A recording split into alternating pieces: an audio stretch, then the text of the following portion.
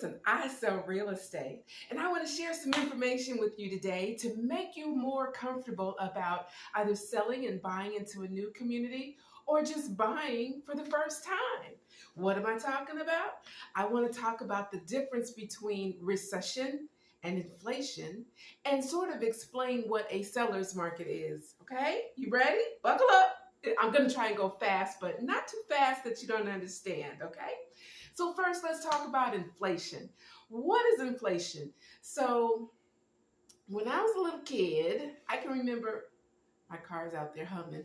I can remember gas prices being 58 cents a gallon. I can remember when it used to be called ethyl. Yeah, you remember that? You may still see it someplace on the as you pass the gas station, ethyl.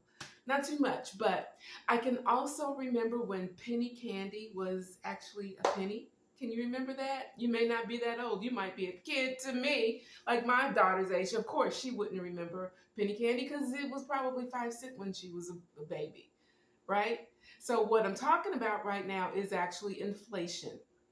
The things that we are normally buying all the time, the cost of those goods inflates. It goes up. As we need more money as individuals, we have to have money to buy penny candies that are now 10 cents and sometimes a quarter. We have to have money to buy a house, to feed our families, groceries, and we're experiencing inflation that's kind of blowing our minds right now, right? It's kind of this I used to buy just last year was, something really different, really, really different. And so some of us are mistaking that for a recession, and we're not in a recession. Let me talk about what a recession is. A recession is when the production of things slows down. So those cost of goods slows down and stops because people aren't working, and the ability to afford those things is so inflated, because we just talked about inflation, that we just stop buying it.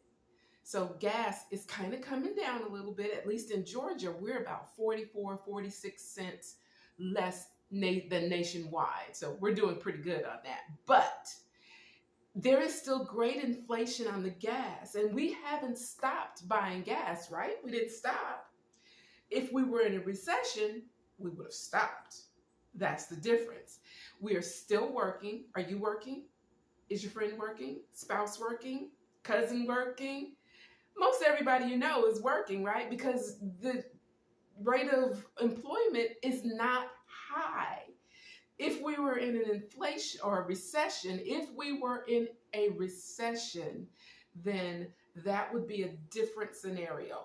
Unemployment would be high, the cost of goods would be high, and so high that it would stop to create production, to create those goods would stop. And we're not seeing that. We are not, by definition, in a reflation. What we're seeing, we're not I'm getting these words mixed up, so I know you probably are too. We're not, by definition, in a recession, but we are experiencing inflation, largely because we just went through a pandemic. We're still in it, but the pandemic cost us financially. All of those, ooh, I love the sound of rain. Can you hear that rain? Oh gosh, it's wonderful. Anyway, those shots that we got and all those tests that were paid for by the government, everybody taking time off work, that cost us. So the cost of goods had to increase. People have to pay more. Incidentally, that means the cost of a house is more. And right along the same time, the interest rates have started to come back up. Now, some are saying they're insane, and they're not. They're just kind of normal. I want to remind you that back during the Trump administration, toward the end, November-ish of 2019, the Fed reduced the interest rate to near nothing, near free. And that's what caused the urgency and the rush for people to get out and buy houses in such a crazy pandemonium style. People were rushing and paying extra to go ahead and get that low interest rate. That's what it was about. So many are mistaken to think that all of a sudden these corporations wanted to buy up all of the houses. Not so. Here's the thing that's confusing people also. Many are sitting back waiting for that pandemonium of buying to reverse. And it's not, because we had a crash. People keep saying they want a crash. We're waiting for the crash. That's not coming either. What actually happened is the crash of 2007, 2008 caused the values of houses to, in some places, drop 75%. The values were homes were being sold in the two digits, like 10,000, 7,000. Yeah, truly. I saw it, I sold it. So now those same homes, because of the crazy frenzy pandemonium that we had, when the interest rate went down, those values came back up. They came back up to what they should be at had there not been a crash. You following me on that? See, real estate is pretty much the only thing that maintains its value. Maybe not consistently 100% all the time. It does ebb and flow. It does. But there isn't any more land being created. God already did that. It's not going to happen anymore. We have all the land that we can get.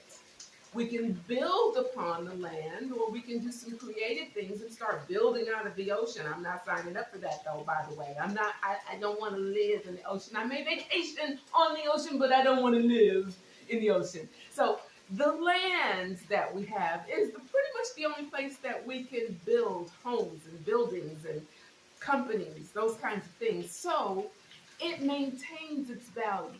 Much like the stock market, it does go up, it does go down. You have to know when to hold them, you have to know when to fold them. So you've got to know how to play it.